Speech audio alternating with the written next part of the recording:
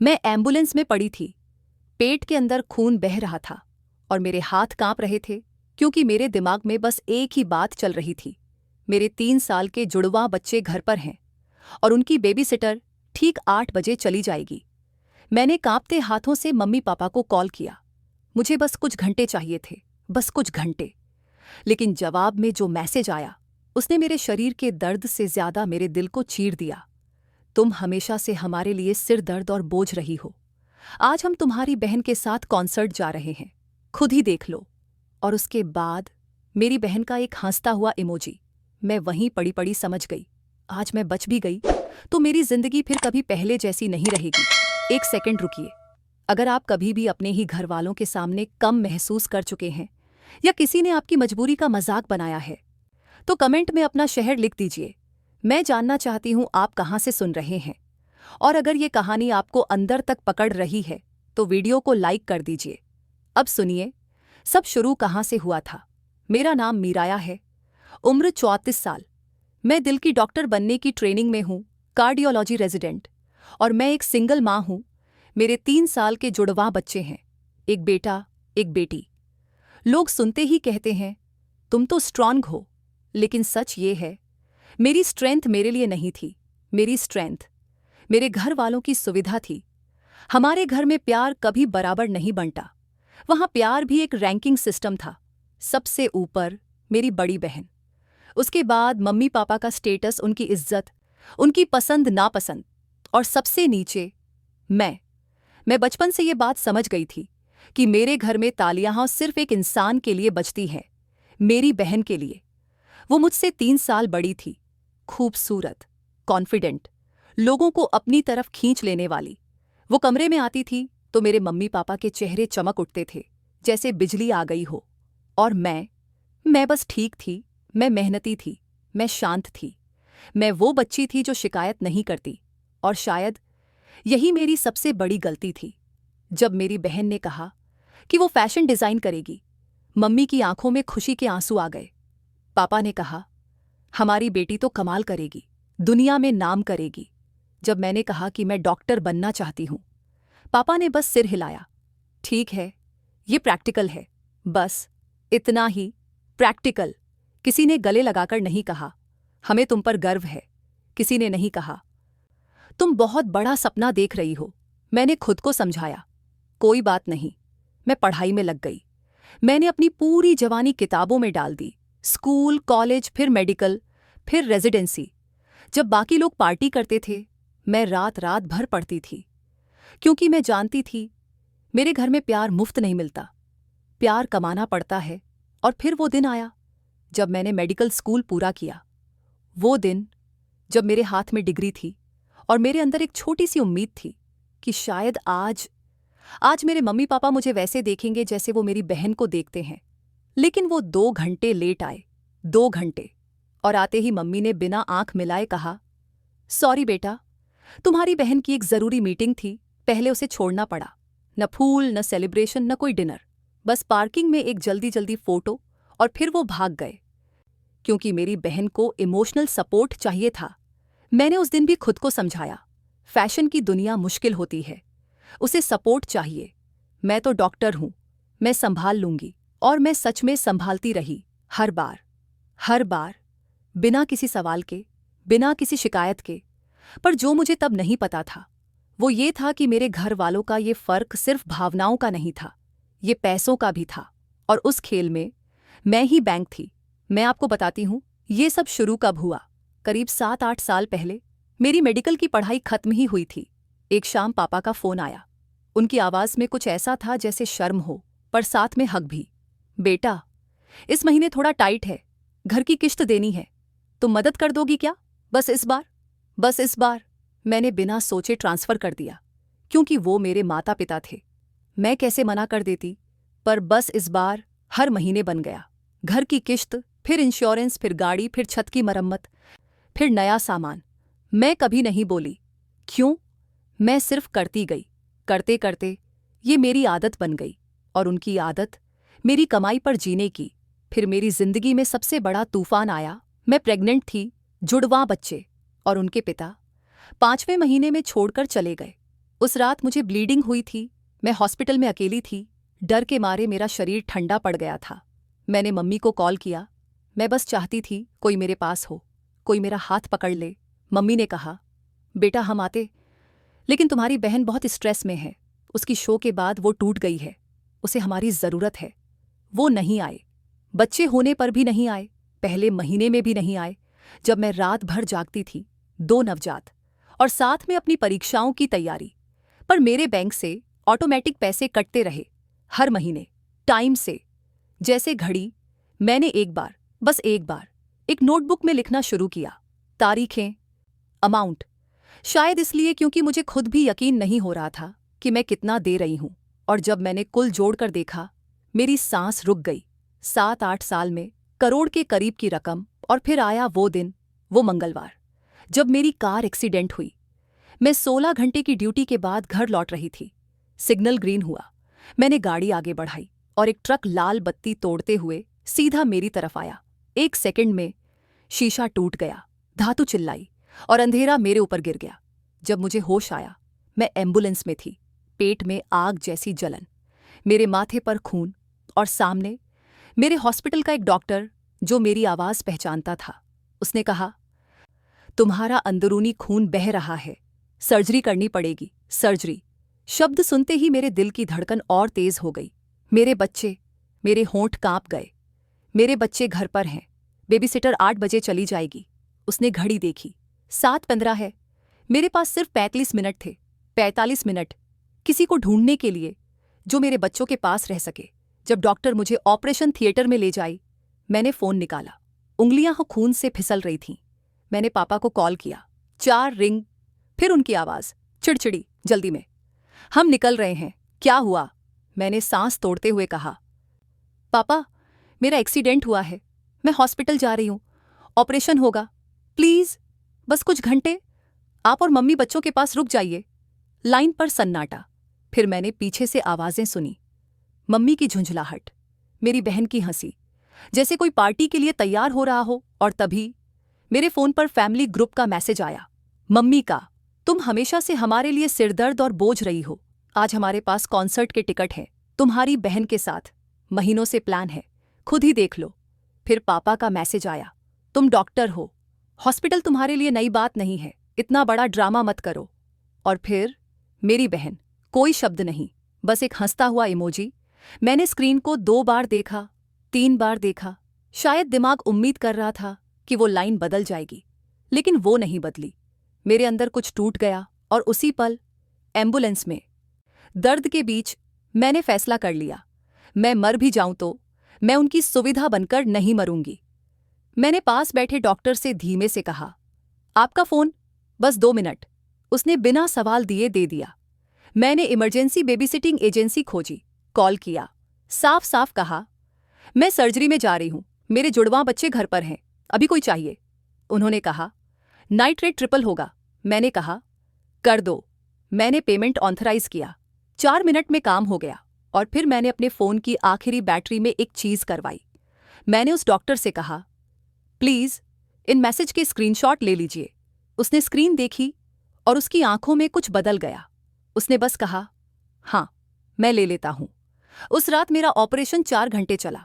डॉक्टरों ने बाद में कहा, कुछ मिनट और लेट होते तो आप नहीं बचती। मैं 5 दिन हॉस्पिटल में रही। 5 दिन, न मम्मी का फ़ोन, न पापा का मैसेज, न बहन की कोई खबर। मेरे बच्चे एक एजेंसी के भरोसे सुरक्षित रहे। अजनबी मेरे अपने बन गए और मेरे अपने अजनबी निकले। तीसरे दिन मैंने नर्स से लैपटॉप मंगवाया। उसने कहा, आपको आराम करना चाहिए। मैंने कहा, मुझे अपनी जिंदगी बचानी है दूसरी तरह से।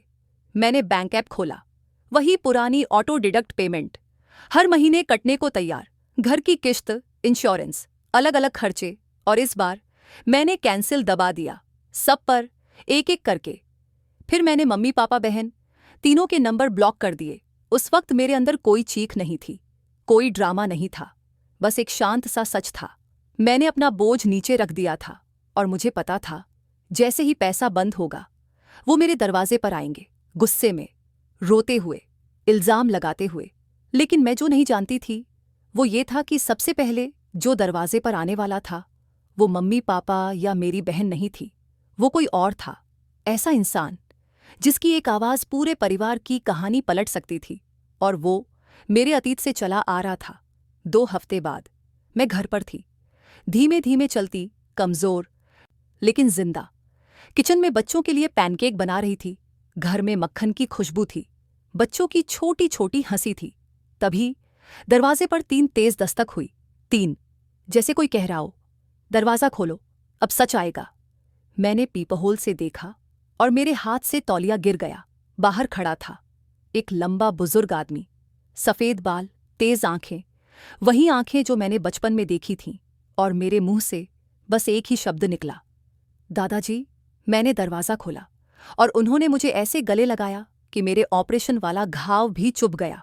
और फिर उन्होंने धीरे से कहा, मुझे सब पता है और अब सबको पता चलेगा।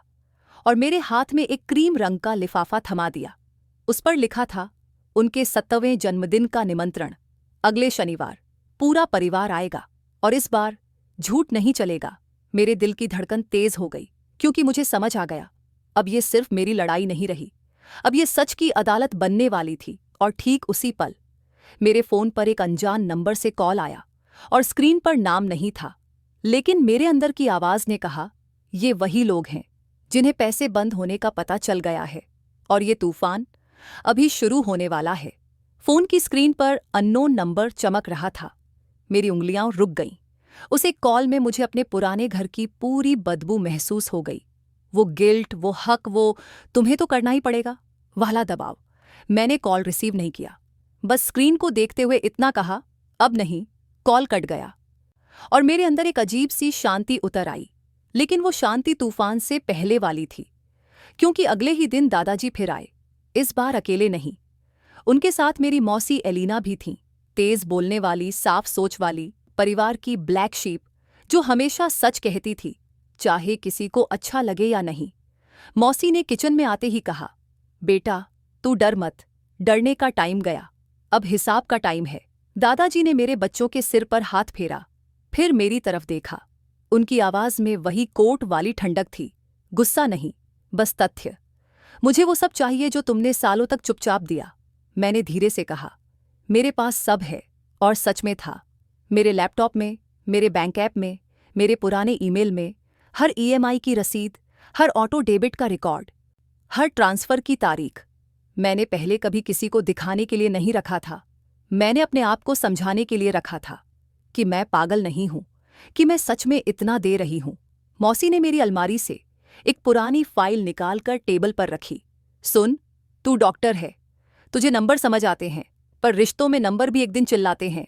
दादाजी बोले, एक काम करो, इस सब का एक छोटा सा सार बनाओ, आसान भाषा में, महीना, रकम, किस चीज के लिए। मैंने पूछा, क्यों? दादाजी की आंखें धीमी हो गईं। क्योंकि मेरे जन्मदिन पर मेरे घर में कोई भी तुम्हें फिर से बोझ नहीं कह पाएगा, बिना कीमत चुकाए। उस दिन से मैं 2 मोर्चों पर लड़ रही थी। एक तरफ अस्पताल, बच्चों की रूटीन, मेरी रिकवरी। दूसरी तरफ वो फाइल, मैंने बैंक स्टेटमेंट निकाले, ईएमआई, हर महीने की घर की किश्त, हेल्थ इंश्योरेंस, हर महीने प्रीमियम, गाड़ी के खर्चे, घर की मरम्मत, बस इस बार वाले इमरजेंसी पैसे, और सबसे बड़ा वो ऑटो डेबिट जो हर महीने अपने आप कटता था, जैसे मेरी जिंदगी का टैक्स। मैंने एक दोस्त चार्टर्ड अकाउंटेंट से भी बात की, बस इतना कि वो एक साफ सा समरी बना दे। ये लो मैडम, टोटल अमाउंट, टाइमलाइन और पेमेंट का नेचर। उसने कहा, आप चाहें तो इसे प्रिंट करके फाइल में रख लो। मैंने किया, और उसी रात मेरी कजिन का मैसेज आया, सुना है तुमने मम्मी पापा से झगड़ा कर लिया। तुम्हारी बहन बोल रही है कि एक्सीडेंट के बाद तुम थोड़ी अनस्टेबल हो गई हो। मैंने स्क्रीन को देर तक देखा, तो ये लोग वही कर रहे थे जो हमेशा करते थे, कहानी पलटना। पहले ही लोगों के दिमाग में बीज बो देना, ताकि जब सच आए तो लोग कहें, पता नहीं, वो तो पहले से ही। मेरे अंदर गुस्सा उठा, लेकिन मौसी ने मेरे चेहरे से सब पढ़ लिया। उन्होंने कहा, देख, ये वही खेल है। जब तुम चुप रहती हो, तुम अच्छी हो। जब तुम बोलती हो, तुम पागल हो। तू जवाब मत दे, तू सबूत दे। मैंने बस सिर हिलाया। मेरे बच्चों ने मेरी गोद में खेलते हुए पूछा, मम्मा, हम बर्थडे पार्टी जाएंगे? मैंने उनके बाल सहलाए। हाँ, जाएंगे। लेकिन मेरे अंदर से आवाज आई, ये पार्टी बच्चों के लिए नहीं है, ये मेरे लिए अदालत है। अगले शनिवार मैं तैयार हुई। मैंने कोई भारी मेकअप नहीं किया, कोई चमकदार कपड़े नहीं, बस एक सादी नेवी रंग की ड्रेस, ताकि मैं ड्रामा नहीं, सच लगूं। मेरे बैग में वो फाइल थी, कागजों का वजन नहीं, वर्षों का वजन। बच्चों को मैंने हल्का सा तैयार किया, छोटी छोटी शर्ट, रिबन और उनके हाथ में एक छोटा गिफ्ट बैग, दादाजी के लिए। वो खुश थे। उन्हें क्या पता था कि बड़े लोग यहाँ केक काटने नहीं, नकाब उतरवाने जा रहे हैं। दादाजी का घर दिल्ली एनसीआर के पास एक बड़ा सा पुराना बंगला था, शांत, साफ, और ऐसा घर जिसकी दीवारें बहुत कुछ देख चुकी थीं। गेट के बाहर कई गाड़ियां खड़ी थीं, जैसे पूरा खानदान उतर आया हो। मेरे हाथ स्टीयरिंग पर कस गए। ठीक है, मैंने खुद से कहा, जो होगा देखा जाएगा। जैसे ही मैं अंदर गई, चमक दमक, हंसी, म्यूजिक, सब कुछ इतना सुंदर दिख रहा था कि कुछ सेकंड के लिए लगा मैं गलत जगह आ गई हूं। फिर मेरी नजर सामने गई और मेरा भ्रम टूट गया। मेरे मम्मी पापा फायरप्लेस के पास खड़े थे, जैसे हमेशा आत्मविश्वास से भरे, लोगों से मिलते जुलते, खुद को परफेक्ट फैमिली की तरह पेश करते हुए। और मेरी बहन, वो तो जैसे किसी शूट से निकली हो, डिजाइनर ड्रेस, परफेक्ट बाल और वही ठंडी मुस्कान जो मेरे अंदर की सारी पुरानी चोटें छेड़ देती थी। उन्होंने मुझे देखा। मम्मी की हंसी वहीं रुक गई, पापा का चेहरा सख्त हो गया। बहन मेरे पास आई, नकली मिठास के साथ। अरे, तुम आ गई, सुना था एक्सीडेंट हुआ था, अब ठीक हो? मैंने सीधे कहा, मैं ऑपरेशन से निकली हूं, अंदरूनी खून बह रहा था, मैं बची, बस। उसकी मुस्कान एक पल के लिए हिली, फिर उसने जल्दी से कहा, अच्छा, मम्मी तो बोल रही थी बस हल्का सा एक्सीडेंट था। मैंने बच्चों का हाथ पकड़कर हल्का सा पीछे किया। मम्मी वहां थी नहीं, तुम भी नहीं थी। बहन ने मेरी बांह थपथपाई, जैसे मैं कोई छोटी बच्ची हूं। चलो, अब तो सब ठीक है ना, फैमिली में हो जाता है। और वो चली गई। लेकिन उसकी चाल में भी एक संदेश था, मैं अभी भी कंट्रोल में हूं। मुझे प्यास लगी थी, मैं बच्चों के लिए जूस लेने गई। तभी मैंने सुना मेरी बहन की आवाज, थोड़ी ऊंची, ताकि लोग सुने। मैं सच में उसकी चिंता करती हूं। एक्सीडेंट के बाद वो अजीब बातें करने लगी है, मम्मी पापा को ब्लॉक कर दिया और बोल रही है कि उसने पता नहीं क्या क्या पैसे दिए हैं। उसके पास कुछ रिश्तेदार खड़े थे, वो सिर हिला रहे थे। किसी ने कहा, बेचारे मम्मी पापा। मम्मी ने रुमाल निकाला, वही वाला दुखी माँ का रोल। हमने तो बस हमेशा उसका भला चाहा, पर वो हमें बदनाम कर रही है। पापा बोले, डॉक्टर है, समझदार है, फिर भी पता नहीं क्या हो गया। मैंने जूस कप कसकर पकड़ा। मेरे हाथ कांप रहे थे, पर डर से नहीं, गुस्से से नहीं। वो कांप उस पुराने दर्द से रहे थे, जो हर बार मेरे अंदर वापस आ जाता था जब मुझे गलत साबित किया जाता था। मौसी अलीना मेरे पास आकर खड़ी हो गई। उन्होंने धीमे से कहा, देख लिया, पहले ही जहर फैला दिया, ताकि जब सच निकले लोग बोलें। ये तो पहले से ही। मैंने उनकी तरफ देखा। मैं शांत रहूं? मौसी ने एक छोटी सी मुस्कान दी। तू शांत रह, तू कमजोर नहीं लग रही, तू खतरनाक लग रही है। उसी समय कमरे में अचानक सन्नाटा होने लगा। किसी ने गिलास से हल्की सी आवाज की। सबकी नजर सामने गई। दादाजी खड़े हो रहे थे, 70 की उम्र, लेकिन उनका कद आज भी वही था, जैसे वो कोर्ट में खड़े हों और पूरा कमरा अपने आप खामोश हो जाए। उनकी आवाज साफ थी, आज आप सब आए, इसके लिए धन्यवाद, लेकिन मैं केक काटने से पहले एक बात कहना चाहता हूं। मेरे दिल की धड़कन तेज हो गई। मेरे बच्चों ने मेरी ड्रेस पकड़ ली। मैंने उनके माथे को चूमा। सब ठीक है, मैंने कहा, पर मेरी आवाज खुद भी कांप रही थी। अब सुनिए, अगर आप कभी भी ऐसे परिवार में रहे हैं जहां सच बोलने वाले को ड्रामेबाज कहा जाता है, तो कमेंट में बस एक शब्द लिख दीजिए, सच। और बताइए आप कहां से देख रहे हैं, क्योंकि जो होने वाला है वो बहुत लोगों की कहानी है। दादाजी अभी बोल ही रहे थे कि पापा अचानक आगे आ गए। उनके चेहरे पर वही सभ्य चिंता थी। पिताजी, 1 मिनट, परिवार को एक बात पता होनी चाहिए। दादाजी ने हल्का सा सिर घुमाया। रिचर्ड, पापा ने पूरे कमरे की तरफ देखते हुए कहा, आप सबने सुना होगा, मेरी बेटी एक्सीडेंट के बाद से बहुत अलग व्यवहार कर रही है। उसने हमसे बात बंद कर दी और कुछ गलत बातें फैला रही है। मम्मी ने तुरंत साथ दिया। हम तो बस उसे बचाना चाहते हैं, पर वो हमें ही दोषी बना रही है। और मेरी बहन पीछे से बोली, वो हमेशा से थोड़ी इमोशनल रही है। हमें डर है कि वो खुद को नुकसान न कर ले। ये सुनते ही कुछ लोगों के चेहरे बदल गए। दया, शक, वही पुराना जाल। एक आंटी मेरे पास आईं। बेटा, सब ठीक तो है ना? तुम्हारे मम्मी पापा बहुत परेशान हैं। मैंने जवाब देने के लिए मुंह खोला, लेकिन शब्द नहीं निकले, क्योंकि मेरे अंदर जो शब्द थे वो रोने वाले नहीं थे, वो काटने वाले थे। और तभी दादाजी की आवाज पूरे कमरे में हथौड़े की तरह गिरी। हो गया रिचर्ड। पापा का चेहरा अटक गया। मैं बस, परिवार को सच पता होना चाहिए, दादाजी बोले, और आज सच ही होगा। दादाजी ने कमरे के बीच में कदम रखा। आप सब ने अभी एक कहानी सुनी कि मेरी पोती परेशान है, झूठ बोल रही है, परिवार को तोड़ रही है। उन्होंने एक सेकंड रुककर कहा, अब मैं कुछ सवाल पूछूंगा और कृपया जवाब ईमानदारी से दीजिए। कमरे में सांस तक सुनाई देने लगी। दादाजी ने पापा की तरफ देखा। पहला सवाल, पिछले कई सालों से आपके घर की ईएमआई, हर महीने की किश्त कौन भर रहा था? पापा हंसे, लेकिन वो हंसी नकली थी। हम भरते हैं, हमारा घर है, दादाजी ने धीरे से कहा। ठीक। दूसरा सवाल, जब आपकी कंपनी ने इंश्योरेंस बंद किया तब हेल्थ इंश्योरेंस का प्रीमियम कौन दे रहा था? मम्मी ने बोलने की कोशिश की। वो बस, दादाजी ने अपना हाथ उठाया। रुकिए, जवाब दीजिए। मेरी बहन का चेहरा सफेद होने लगा। मौसी एलिना ने मेरे हाथ को हल्का दबाया। बस शुरू, उन्होंने फुसफुसाया। दादाजी ने मेरी तरफ देखा। बेटा, वो फाइल। मेरे हाथ भारी हो गए। मैंने बैग खोला, फाइल निकाली और दादाजी की तरफ बढ़ाई।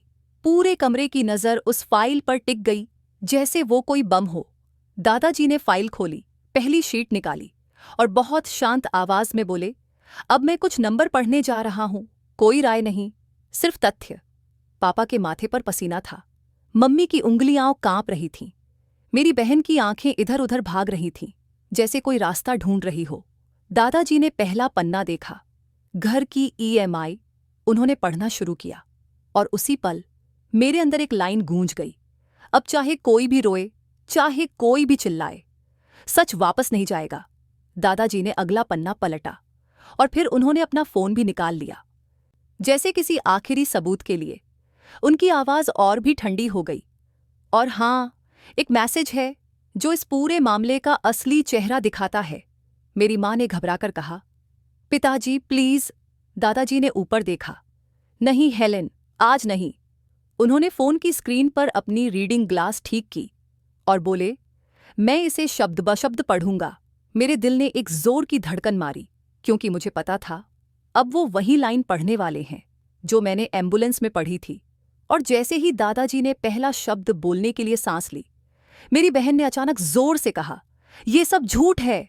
और उसी पल मेरे जुड़वां बच्चे डरकर मेरी टांग से चिपक गए और पूरा कमरा जैसे किसी तूफान के मुहाने पर आकर रुक गया। मेरी बहन की आवाज जैसे आग की चिंगारी थी, ये सब झूठ है। पूरा कमरा हिल गया। कुछ लोग सच में घबरा गए, कुछ के चेहरे पर हैरानी थी और कुछ ऐसे थे जो बस तमाशा देखने आए थे। मैं वहीं खड़ी थी।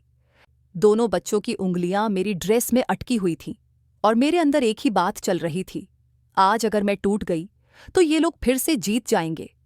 दादाजी ने बहुत धीरे से सिर उठाया। उनकी आंखों में न गुस्सा था न नफरत, बस वही पुरानी कोर्ट वाली शांति, जैसे सच के सामने शोर की कोई कीमत नहीं होती।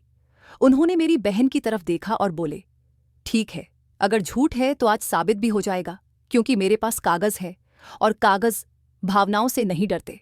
पापा ने आगे बढ़कर बात संभालने की कोशिश की।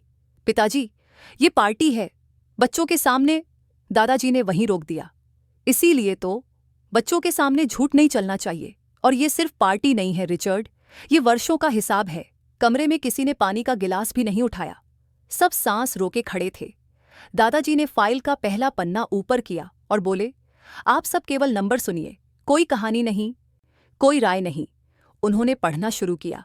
घर की ईएमआई RS पापी 5,000 हर महीने, लगातार 44 महीने, कुल R 20,000। किसी आंटी के मुंह से हल्की सी अरे बाप रे निकल गई। मम्मी का चेहरा सफेद पड़ गया। दादाजी ने अगला पन्ना पलटा। हेल्थ इंश्योरेंस RS 19,000 हर महीने, कुल RS 13,40,000। फिर एक पन्ना, गाड़ी की मरम्मत, घर का मेंटेनेंस, इमरजेंसी खर्च लगभग 8-10,000। एक पल के लिए मुझे लगा मम्मी वहीं गिर जाएंगी, लेकिन वो रो नहीं रही थी अभी, वो बस डर रही थी, क्योंकि डर तब आता है जब सच आपकी पोल खोल दे। दादाजी ने आखिरी पन्ना उठाया और फैशन वाले काम के लिए बहन की तरफ से जो छोटे छोटे खर्चे गए, RS3 50,000। मेरी बहन ने झट से कहा, मैंने नहीं मांगा। मौसी एलिना ने तुरंत पलटकर कहा, मांगा या नहीं, मजा तो लिया ना। और दादाजी ने फाइल बंद कर दी। टोटल लगभग 39,000, यानी करीब 73 लाख रुपए। कमरे में सन्नाटा ऐसा था जैसे दीवारों ने भी सुनना बंद कर दिया हो। कुछ लोगों ने मेरे पापा की तरफ देखा, जैसे पहली बार उन्हें असल में देख रहे हों। एक अंकल जो हमेशा पापा की तारीफ करते थे, धीमे से बोले, रिचर्ड, ये क्या कर रहे थे आप? पापा के होंठ कांपे। हम समझे नहीं। उसने कभी कहा नहीं। दादाजी ने तुरंत कहा, क्योंकि आपने उसे ऐसा बनाया कि वो कह ही न सके। आपने उसे सिखाया कि उसकी ज़रूरतें ड्रामा हैं और आपकी ज़रूरतें हक हैं। अब दादाजी ने फ़ोन निकाला। मेरे पेट में वही पुराना दर्द लौट आया जो एम्बुलेंस में था। दादाजी ने रीडिंग ग्लास ठीक किए और बोले, अब वो हिस्सा जो इस पूरे मामले का सबसे साफ चेहरा दिखाता है। मम्मी ने कांपती आवाज़ में कहा, पिताजी प्लीज़। दादाजी ने बिना आवाज़ ऊंची किए कहा, नहीं हेलेन। और फिर उन्होंने शब्द ब शब्द पढ़ा, तुम हमेशा से हमारे लिए सिरदर्द और बोझ रही हो। आज हमारे पास बड़े शो के VIP टिकट हैं, खुद देख लो। कुछ सेकंड तक लोग जैसे समझ ही नहीं पाए। फिर एक भतीजी ने हाथ से मुंह ढक लिया। किसी ने कहा, ये तो बहुत घटिया है। मेरी बहन ने सफाई दी, हमने नहीं सोचा था इतना सीरियस। मौसी एलिना ने एक कदम आगे बढ़कर कहा, वो अंदर से खून बह रहा था और आप लोग शो देखने जा रहे थे, इससे सीरियस क्या होगा? दादाजी ने आगे पढ़ा, तुम डॉक्टर हो, इतना मत बढ़ाओ। फिर उन्होंने फ़ोन नीचे किया। और इसके बाद आपने अस्पताल जाने की कोशिश भी नहीं की, न फ़ोन, न मैसेज, न हालचाल। पापा का चेहरा टूट गया। मम्मी की आंखों से अब आंसू निकले, लेकिन वो आंसू भी मुझे वापस नहीं ले जा सकते थे। मेरी बहन एकदम शांत हो गई, जैसे पहली बार उसे समझ आया कि लोग उसे भी देख रहे हैं, सिर्फ मुझे नहीं। दादाजी ने मेरे तरफ देखा, बेटा तुम कुछ कहना चाहती हो? मेरे गले में गांठ थी, लेकिन मेरी आवाज़ साफ निकली। मैं बदला लेने नहीं आई थी, मैं बस सच लेकर आई थी, क्योंकि इतने साल मैं खुद को समझाती रही कि मैं मजबूत हूँ, इसलिए सब झेल सकती हूँ। पर एम्बुलेंस में जब मैं मरने के करीब थी, तब मुझे पहली बार समझ आया कि मैं मजबूत नहीं थी, मैं सुविधाजनक थी, मैं यूज़ हो रही थी। मैंने अपनी माँ की तरफ देखा। आपने मुझे बेटी नहीं माना, आपने मुझे ATM माना। पापा कुछ बोलने लगे, पर मैं रुकी नहीं। और मैं अब अपने बच्चों को वो जिंदगी नहीं दूंगी जिसमें प्यार कमाना पड़ता है। मैं उन्हें सिखाऊंगी कि बाउंड्रीज मतलब बदतमीजी नहीं होती, बाउंड्रीज मतलब खुद की सुरक्षा होती है। मैंने एक गहरी सांस ली। मैं आपसे नफरत नहीं करती, मैं किसी को बर्बाद भी नहीं करना चाहती, लेकिन मैं फिर से अपने सम्मान के बदले पैसा नहीं दूंगी। और अगर कभी रिश्ता बनना है तो सच के ऊपर बनेगा, गिल्ट के ऊपर नहीं। कमरे में कुछ लोग मेरे पास आ गए। एक आंटी ने मेरा हाथ पकड़ा। हमें पता नहीं था बेटा, हमें माफ कर देना। मैंने बस सिर हिलाया, क्योंकि वो लोग भी उसी कहानी का हिस्सा थे जो मेरे खिलाफ बनाई गई थी। दादाजी ने धीरे से कहा, आज से ये मामला यहीं खत्म। कोई चिल्लाएगा नहीं, कोई धमकाएगा नहीं। मायरा, मेरी पोती, अब अपने बच्चों के साथ सम्मान से जिएगी, और जो बदलना चाहता है उसे बदलकर दिखाना होगा। मेरे मम्मी पापा पार्टी से जल्दी निकल गए, किसी ने उन्हें रोका नहीं। ये सबसे बड़ा फर्क था। पहले लोग उनके पीछे भागते थे, आज लोग सच के साथ खड़े थे। अगले हफ्तों में बहुत मैसेज आए। कुछ लोगों ने माफ़ी मांगी, कुछ ने कहा, हमने तुम्हें गलत समझा। मैंने सबका जवाब नहीं दिया, क्योंकि मैंने एक बात सीख ली थी, हर दरवाजे पर जवाब देना ज़रूरी नहीं होता। कुछ महीनों बाद खबर आई कि मम्मी पापा को अपना घर बेचना पड़ रहा है। किश्तें वो खुद नहीं दे पा रहे थे। पहली बार उन्हें समझ आया कि जो पैसा हर महीने अपने आप आता था, वो हवा से नहीं आता था। बहन की दुनिया भी हिली, कुछ काम रुके, कुछ लोग दूर हुए। इज्जत का खेल बड़ा अजीब है, जब सच बाहर आता है तो चमक कम हो जाती है। एक रात मेरी बहन का कॉल आया, आवाज़ थकी हुई थी। मैं उस दिन के लिए माफ़ी चाहती हूँ। मैंने हंसने वाला इमोजी भेजा था। मैं शर्मिंदा हूँ। मैं बहुत देर चुप रही, फिर बस इतना कहा, माफ़ी शब्द नहीं होती, माफी बदलने से दिखती है। अपने पैरों पर खड़ी हो और मुझे फिर कभी बोझ मत कहना। उसने धीरे से कहा। ठीक है, मैं कोशिश कर रही हूं। मैंने कॉल काट दिया। मेरे अंदर गुस्सा नहीं था, बस एक साफ नियम था। मैंने वो आजान 37 लाख का बोझ उतारकर अपने बच्चों के लिए एक कॉलेज फंड शुरू कर दिया। हर महीने एसआईपी, हर महीने बचत। मेरा भविष्य पहली बार मेरी तरफ बहने लगा। दादाजी अब हर रविवार बच्चों को पार्क ले जाते। मौसी एलिना अब मेरी दोस्त बन गई, वो दोस्त जो मीठा झूठ नहीं बोलती। और मैं अब भी डॉक्टर हूं, अब भी मेहनत करती हूं, अब भी थकती हूं। लेकिन अब मैं खाली नहीं लगती, क्योंकि अब मेरी मेहनत किसी और की सुविधा नहीं, मेरे बच्चों की सुरक्षा है। मैंने एक बात और सीखी, फॉरगिवनेस एक रीसेट बटन नहीं है। फॉरगिवनेस का मतलब ये नहीं कि सब वैसा ही हो जाए। फॉरगिवनेस का मतलब ये है कि मैं अपने दिल में जहर नहीं रखूंगी, लेकिन मैं दरवाज़ा भी बिना बदलाव के नहीं खोलूंगी। सच के बिना रिश्ता नहीं। और अब मैं आपसे पूछना चाहती हूं, क्या आपके साथ भी कभी ऐसा हुआ है कि आपने परिवार के लिए सब किया, फिर भी आपको कम समझा गया? अगर हाँ, तो कमेंट में अपना शहर लिखिए और बस एक शब्द लिख दीजिए, बाउंड्रीज। और अगर ये कहानी आपको हिम्मत दे रही है तो वीडियो को लाइक कीजिए, चैनल को सब्सक्राइब कीजिए और इसे उस इंसान तक शेयर कीजिए जिसे आज अपने लिए खड़ा होना सीखना है। क्योंकि याद रखिए, आप बोझ नहीं हैं, आप इंसान हैं और इंसान को सम्मान चाहिए, सौदा नहीं।